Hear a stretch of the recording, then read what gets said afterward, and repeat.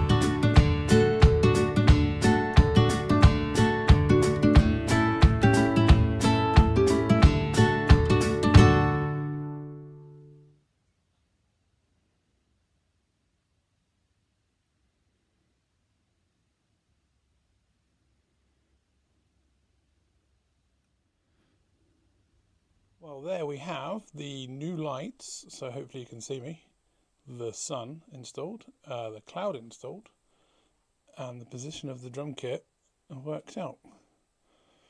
What we're going to do now, and hopefully you can hear me because I've got my new mic on, otherwise yet again I'm talking to myself. So now what we're going to do now is take the drums back out, give them a clean up, sort them out, bring them back in properly. Why is it so hard to tune drums well? Well, that's to do with atoms and string theory. Yay, string theory. Basically, everything in the world vibrates. Some things vibrate really easily. D minor, the saddest of all the chords. Some things don't vibrate very easily at all. But they still vibrate. Need a lot more energy to get that one going. So if you imagine a drum, which has three main components, being the skin, the shell, and the bottom skin. There are other components, of course, and it will affect the tone, of course. But if you imagine the drum shell as a fixed solid, it has a resonant frequency. Oh, it's like the worst magic show ever. So the resonant frequency is the frequency that will vibrate at on its own, okay? That's the wooden shell. Now, if you take the top, the skin, then that has a different frequency.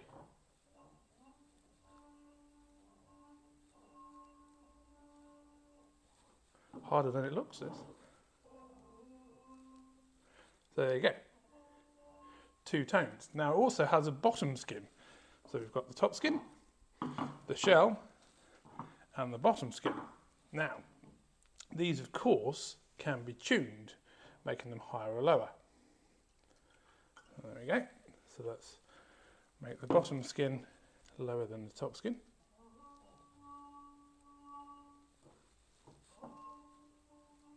Slightly. Now what happens in a drum is these three elements need to work together. So this is relatively fixed. Companies like Drum Workshop actually give you the tuned shell note. So you might get a snare drum that is tuned to A. Now you can adjust this, of course, but it usually involves a saw. But what happens in the drums is you've got these three elements. Now you can change these to make them higher or lower, but the sound waves still need to fit in with these parameters. So sometimes your top tuning and your bottom tuning work in sympathy with the shell and it sounds brilliant, and sometimes you get it wrong and it sounds a bit dodgy. So for non-drummers like me, how do we get a drum kit to sound nice? And of course,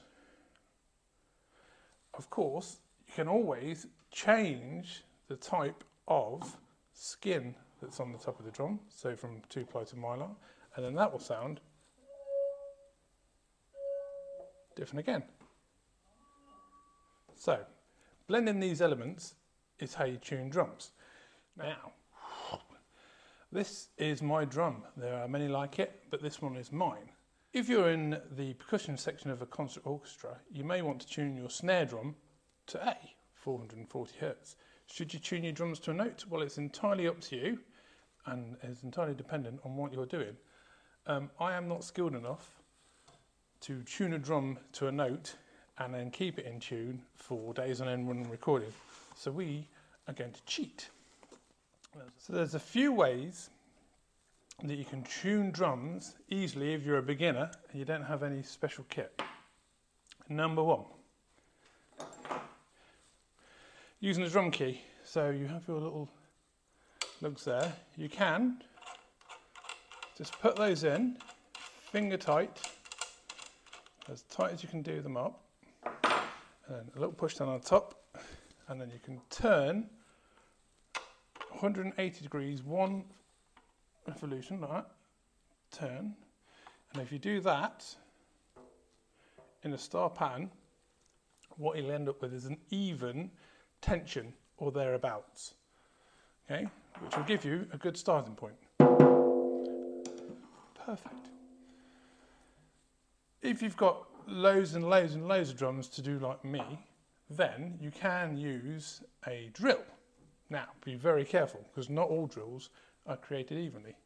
That there is an impact gun, and that is designed to take humongous bolts like that out things like wheels on cars. So, if you look in comparison to this bolt here, the power of this could do quite a lot of damage to these tiny threads. Now, if you're a carpenter and use something like this all the time, you'll be able to gently do it. But there is a trick, and it is this. This here, even though it looks like a drill, is not a drill. This is a screw gun. And the important thing to notice here is, at the top, there's your drill setting. You can see there, it has a drill. And if you spin it round, it has numbers. Yep. 11, 9, 1. Now they're torque settings. And if you put that on the lowest setting, what it means is when it spins round, you can actually stop it really easily. Yeah? And the higher number, the more power it will have. So if we put it on to 9, it's quite hard to stop. So, on your first setting of 1, you can put in an appropriate bit and tighten up your drum head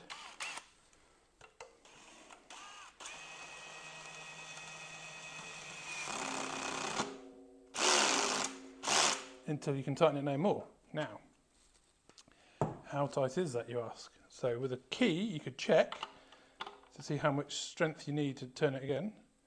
And that's just nipped up, so that's probably finger tight and 1 turn. Now, fortunately, we have this. So this is very old, but this is a drum dial. Now this works on tympanic pressure, so it will pressure of the head of the drum in a given place. So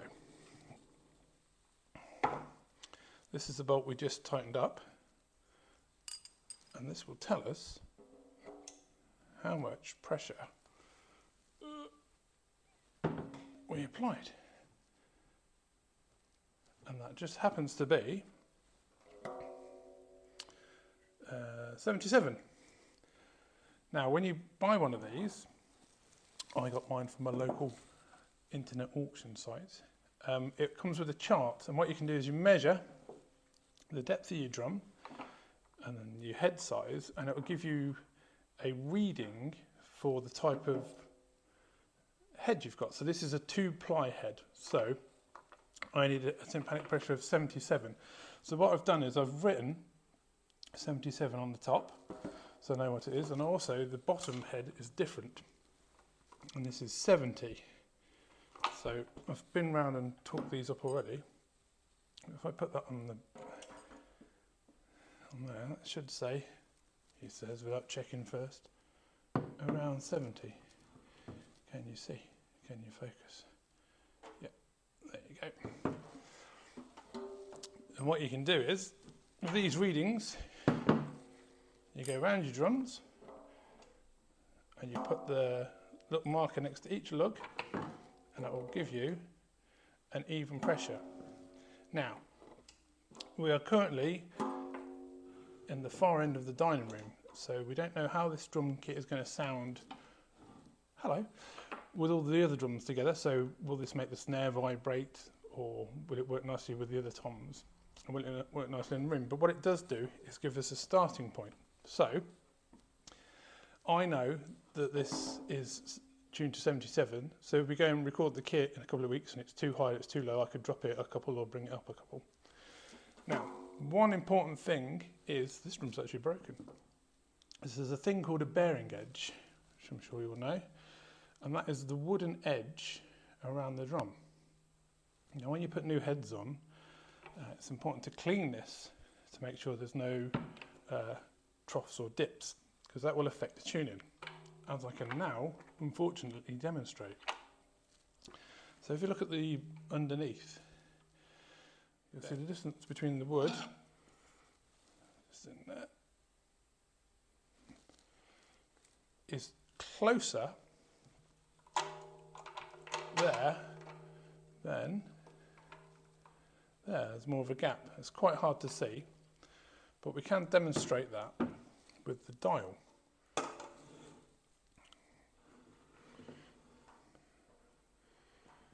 Okay, hopefully you can see that. So it's just on 70, but if we undo this lug here, you can see the lug is completely disconnected, yet it's still holding 70, and the reason for that is because there's a lump here on the wood that's making the wood go up and down, and it's this bolt here and this bolt here, the tension of that is holding that in place. So what we need to do with this is to take the hoop off, and because this is only a relatively inexpensive kit, what you can do is lie sheets of sandpaper to a board, nice and flat, and then you can sand the whole edge very gently. Or if it's an expensive kit, you'd have to take it to a drum tech and then stick it on a lathe and so on. But for us, this will be fine.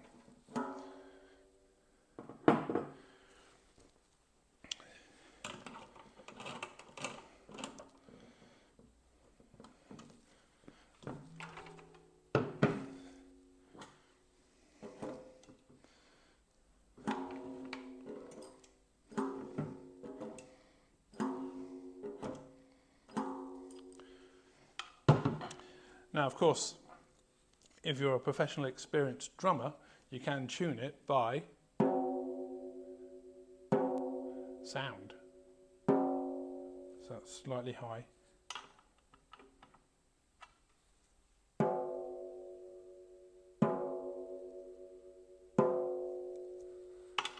This is one opposite.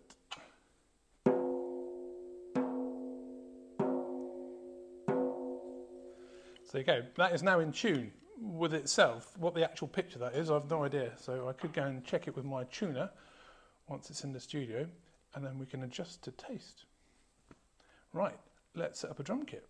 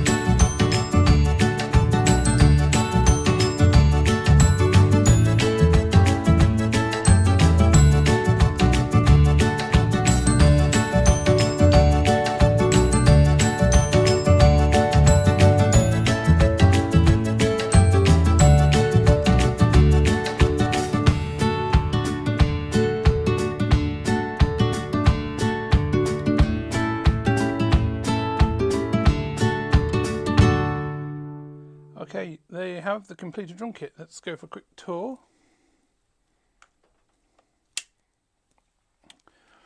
Okay, so first things first, this is not what I had planned. This is off in the way. I don't know if you can tell. You see this? Now, this is quite a common fault with these kits, but the actual toms holding the arms have lost their threads in there, which means this joint here won't support the weight of the tom. So what I've had to do is I have borrowed what is a cymbal stand and put a side bar on it. So we're a tom down until I can get that fixed. What I've tried to do is position the kit under the cloud so you can try and dampen down reflections.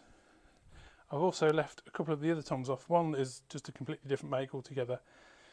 The other one has the broken bearing edge, and that's the one that would have gone there had it not broken. Now this kit is currently set up in practice mode, as to not annoy the wife. So I have these Evans sound off pads and these focus cymbal suppressors.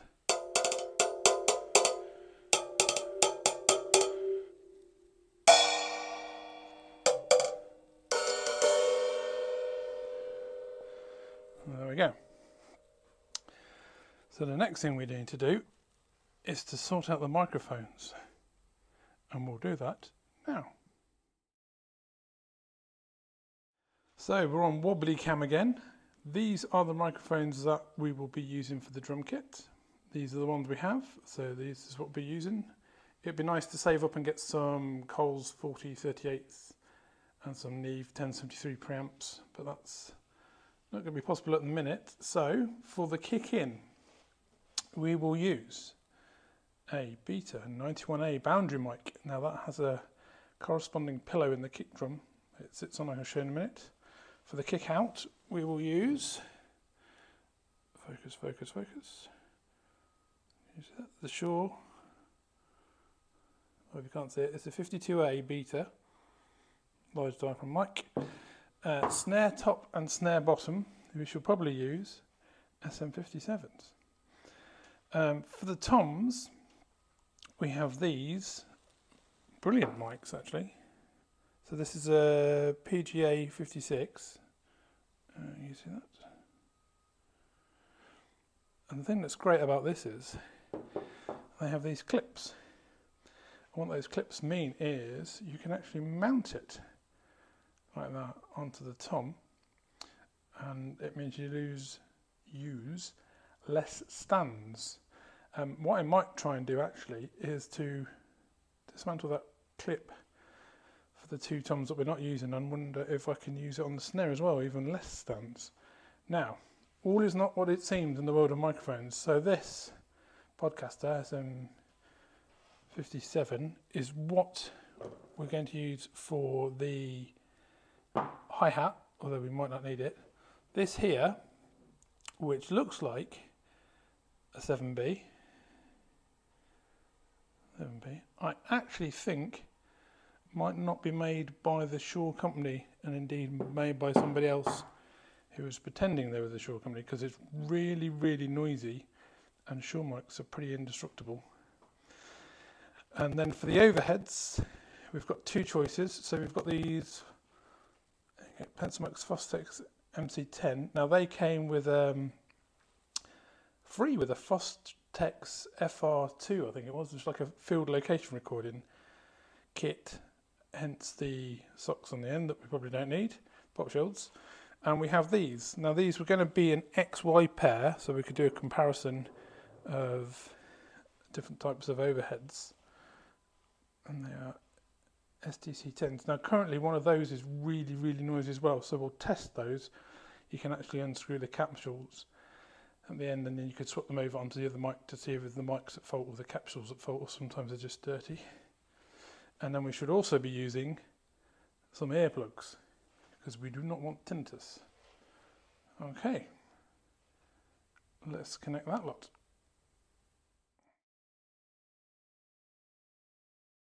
Okay, so the microphones are now installed. We can do a quick walk round. You may notice some extra bits of kit that we haven't talked about yet. That'll be coming up in a later video, but they were necessary to get this to work. So we have tom high and tom low. Going to channel 4 and 5. Now what I have done, because I'm easily confused, is I've labelled every single cable and where it goes. And the other thing I like to do, so this is a top tip, is label where the power is on things, because sometimes if it's in a rack it's really hard to get to. The 24R interface power switch is right behind the rack. It's the most annoying thing ever. Now, anyway, digressing. So we have an SM7B for the hi-hats. We have kick out. I don't know if you can see, it might be a bit dark. I'll go on the other side. Kick in. And then we have 2 overhead mics, which might act a bit as boundary mics underneath the cloud. Now they are equidistant from the snare drum center, and you can either use the tape measure your kids bought you for Christmas, or you can use maybe a guitar cable or a microphone cable. You hold that one end on the snare drum and then reach up to the first mic, about 43, 47 inches, something like that, and then keeping the cable on the snare drum, you then stretch the same cable over to the other microphone, and then that should give you an even spacing. We will be trying an XY pair once I've fixed it. Inside, can we see inside the kick drum? No. What a pointless shot that was. Now, Glenn John's Eat Your Heart Out. I have designed my own microphone configuration. I'm going to call this the Colin method. Yeah, I'm sure many people have done this before, but basically there is 2 SM57s clamped to the snare drum. Now this is great for 2 reasons and might be terrible for 1 reason. So it's great because, as you can see there, we're running out of reader state. So I've saved myself 2 microphone stands. They're also, the bottom and the top microphone are in line with the snares. Okay, and if you want to adjust the placement, you can simply twist the snare drum. Look at that. See, more hi-hat bleed, less hi-hat bleed, that sort of thing. Now the reason it might be bad is indeed because of phase. Now, I'll have to record it and check it first, because you see that the sound is generated from the top skin, which is closer to that capsule than the top skin is to the bottom capsule. So we'll see how that goes. We can always change it. That's half the fun of home recording, isn't it? You can try new stuff. And this is the room mic. Yeah. Now, I have put those pop shields like that, so it looks like a little friend, so I'm not so lonely on my own. They're just to keep them out of the way so they don't get damaged. So that's Audio Technica 4040, I believe. So I'm just using that as a room mic. For the instance of the first recording, you'll be able to hear what the room sounds like, and then later we can always compress it and put it in the mix. So there you go. So we have the kit set up, and we have placed the microphones where we think they might be reasonable. And there's a few things we need to check. First of all, levels, which I can do by playing a drum, seeing the input of the gain on this screen. This is a repeater screen from the ui24R, which you can connect to remotely, so you can do it on your phone or your very old MacBook Air. Also, I have Pro Tools on the screen behind you, so I can see the gain levels on there as well, make sure that they're matching, and indeed it's recording. Now, as you probably know, sound is a transference of energy through a medium. It's normally your vocal cords through the air. And what happens is, when you speak, your vocal cords vibrate, like so, and that causes this thing called compression and rarefaction, which is a fancy way of saying the air molecules bang into each other, a bit like this. So that will travel in the direction of the energy. When it gets to the other end of the journey, it will meet your eardrum, usually, which will vibrate like this. Your brain turns that message into electrical signals and works out what the question is, and you say, yes, I'd like a cup of tea.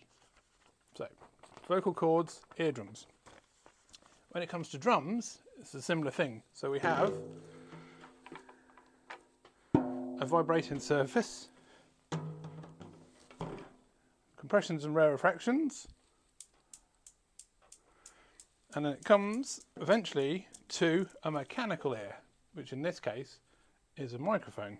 Inside the microphone is a diaphragm, and the diaphragm wobbles backwards and forwards in sympathy with how the sound was created, and then it goes off to a destination of your choice, maybe your favourite DAW or a PA or a phone, whatever it may be.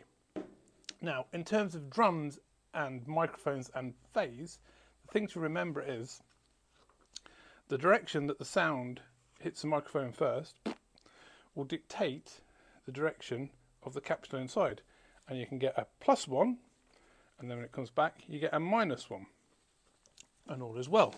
And that looks a bit like, wait for the scientific diagram, this. So you have your microphone, the sound wave passes through it, +1, -1, computer does its stuff, Bob's your uncle, all is well. With drums you might have multiple microphones.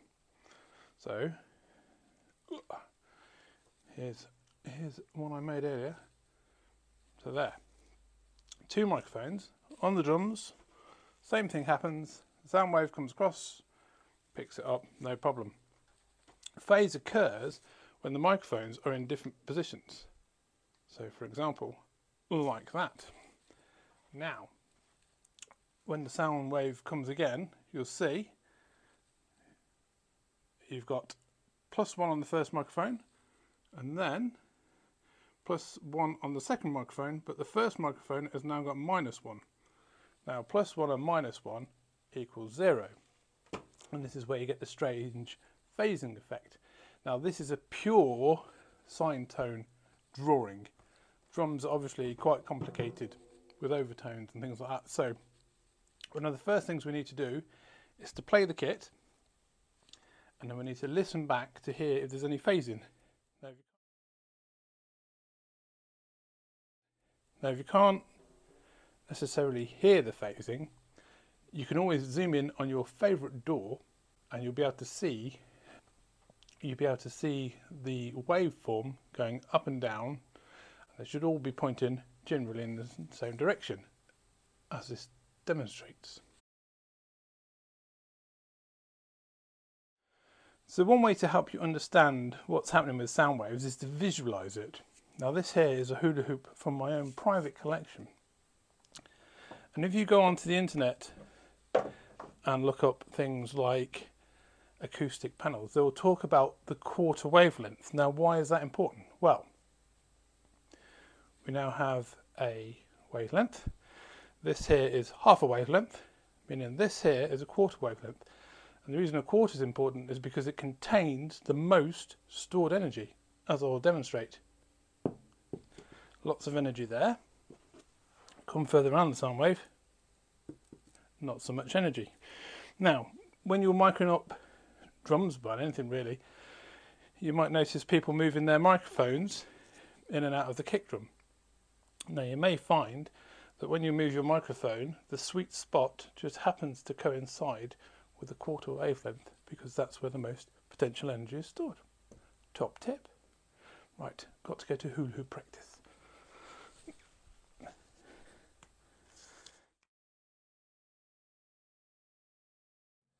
So the idea of the studio is that we have a set and forget space. So basically we can come in, turn on the computer, power up the amps, hit record, play something, hit stop, and then you've left with a pretty reasonable demo without having to spend days and weeks and months editing, copying and pasting, all that sort of stuff. You will have the option, of course, to do mastering and editing afterwards, but we just want something that's more playing and less editing on a computer. So this is the setup page for the ui24R. As you can see here, at the bottom it's got the 24 tracks it promised, 20 of which are TRS XLR inputs, and then you have some phonos and stuff. And what I've done is gone through just quickly and named the track. So channel 4 there is the high tom, channel 5 is the low tom. I've left channel 1 and 2 clear because if we double click on it, you can see that it actually has the Digitech amp simulator. So this is on track 1 and 2. So if you wanted to just do a quick demo and you didn't want to turn the big Marshall stack on, you could come in here with headphones, dial in an acoustic guitar setting or bass amp modulation or lead guitar and so on. So just to make things a little bit easier, you can do all sorts of fancy patching and stuff, and we'll do a more complete video on this at a different time. But we're concentrating on drums today, so what I've done is created a group, a viewing group, which is number 1. So I click that, then what we can see here, fits perfectly into the screen, is just the drums. So starting from channel 4 up to channel 13 and 14 stereo pair, we have the drums. Now we're going to record these central with no panning, and I've made the 2 overhead mics paired, so they'll work together. And in terms of EQ and stuff, I've just gone through and done a basic, let's have a look, basic EQ. I've had a little play with the gates, very gentle compression. So this will change because, again, no reverbs, no effects. This will change because this is the first test. I'm not actually recorded it yet, so I have no idea what that looks like, or indeed sounds like, but it will be a good starting point. The other thing that I've done is we have the room mic there, and I can record that flat. Hit bypass. And you'll be able to hear, just as a reference point, the sound of the room through that microphone on its own. You can actually see it there, popping away. So the way this works is, that's actually your mix window. If you were going to do a live performance and you're using this on stage as a band, this would be your sort of front of house desk. And the bit we're interested in is this. So this is our gain staging. So I've dialed in some gain for the minute. So basically hit the drum, get the meter peak, just pull it back a bit so it doesn't distort. And then obviously when we've recorded a few passes next door, we can come back into this control room and listen to it and make adjustments and switch the phase. That's the phase switch button here. Okay, I'm just going to turn the camera around, excuse the wobbliness. And what we have here is the corresponding Pro Tools session. Now if I do a screen record, we will be able to chop to the screen so you don't have to watch it off the camera.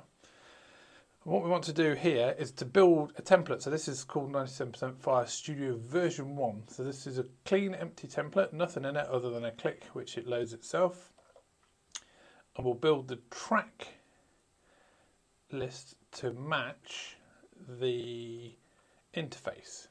So we want 1, 2, 3, 4, 5, 6, 7. We want 8 mono tracks, and then we want 1 stereo track for the overheads. And can we do a group here?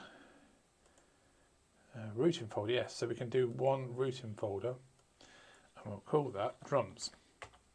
So all of those channels should go into a routing folder and hit create. Boom, and there it is. So we need to rename these, so we can call it the same as the interface. Oh.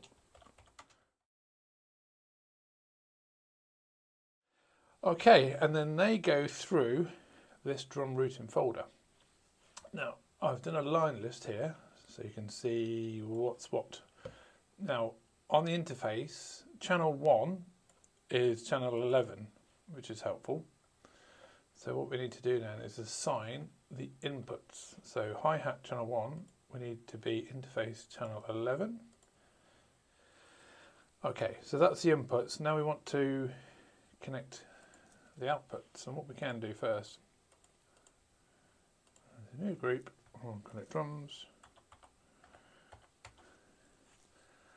and everything's in there except for the click. That's fine for now. Okay, so then, okay, the next thing to do then is to put all of those tracks into that folder. There you go. So the drums are now in the drum folder, which you could sort of use as a stem. And this is helpful because if you've got a massive mix, you can close them all down. You can have one for drums, bass, guitar, vocals.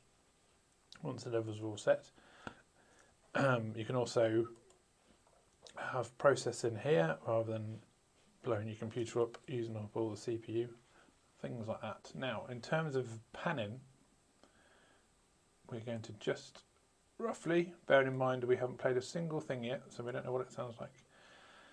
Pan the toms left and right slightly, keep everything else in the middle, and hard pan the overheads. Now, file, I'll save that. So, for now, we'll leave everything completely flat, because this will be test recording, and hopefully, if I put the group back on, we can record arm, modify the group, mix, edit, record enable. There we go. So hopefully now, if I put the group back on, we can record arm the entire track at once. So we'll leave that and record arm. I will pop next door and see if we can record something. Now this is a repeater screen, so I just need to put the edit screen down here as well, so we can see it next door. There's lots of things in here we probably don't need at the minute. So we don't need to see comments at the minute, we don't need to see inserts at the minute, we don't need to see sends at the minute. You can do all of that later. So we need that window, and we probably need the big transport control because we'll be sitting at the other side of the room, and that will make it easier to see. I'll record armed. So we should be able to go next door, double check the levels, hit the space bar and record. So let's find out.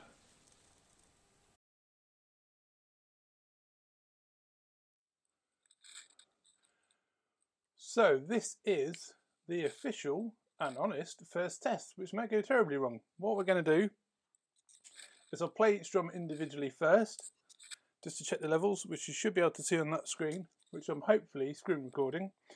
I've also checked the levels on the interface using the laptop, and then I shall play a bar of drums, probably quite badly, and you will hear it first, probably using the 4040 room mic. So that's just the sound of the drums in the room, nothing else. And then I'll play the same footage again, but on the second pass I shall put on the mix of the drums that was recorded in Pro Tools, which is before any fancy processing or reverb or compression stuff. So you can hear the room as it is, and then the drums as they're recorded. Right, here we go.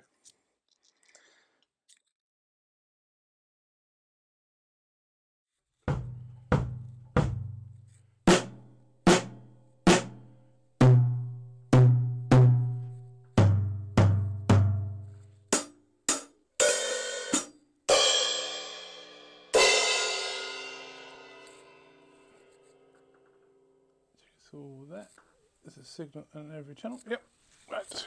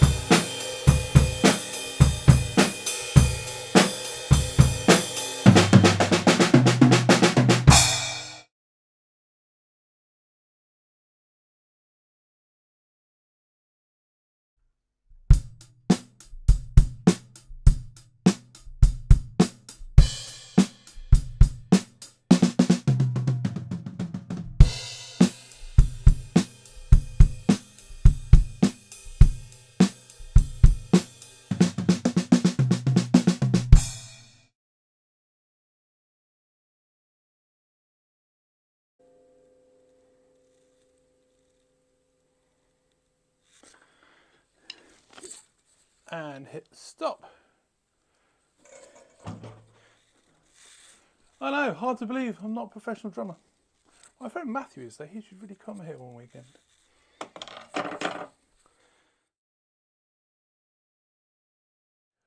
Well, that's it for this episode. Thank you so much for watching. I hope you found at least some of that interesting or helpful or useful. I have put the audio files on the website. If you go to 97%fire.co.uk, and then if you go to audio, and at the minute they're in the impulse response files section, which I might rename to downloads because it would probably make more sense. And if you scroll down, you can see there you've got the full test kit dry and then the room mic kit. Now these both start with single hits like that. Like that. So if you were inclined to, you could chop that up and build yourself a little free sample pack, which would be quite cool. Thanks everyone who has watched and shared the videos, and I've had some really nice comments this week, which is cool actually. I was a bit touched by the whole thing. Next time we will be doing similar type of shenanigans, but with bass guitars and electric guitars. Okay, catch you next time. Thank you for watching.